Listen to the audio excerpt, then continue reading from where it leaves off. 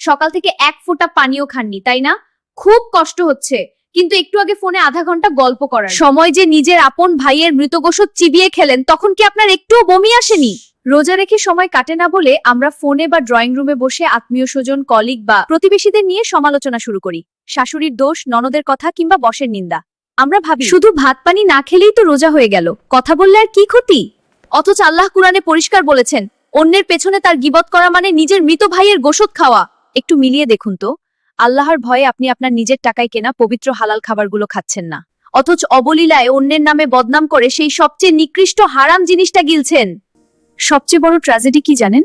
সারাদিন না খেয়ে রোদে পুড়ে আপনি যে রোজার সওয়াবটা কামালেন, এই একটা গীবতের কারণে সেই পুরো সওয়াবটা ওই মানুষটার আমলনামায় ট্রান্সফার হয়ে যাচ্ছে। দিন শেষে আপনার ঝুলিতে শুধু ক্ষুধা আর তৃষ্ণা ছাড়া আর কিচ্ছু জুটবে না। রোজা মানে শুধু পেটের নয়, জবানেরও রোজা। আজ থেকে রোজার এই বাকি দিনগুলোতে নো গিবত চ্যালেঞ্জ নিতে কে কে রাজি আছেন? কমেন্টে শুধু একটি শব্দ লিখুন, রাজি।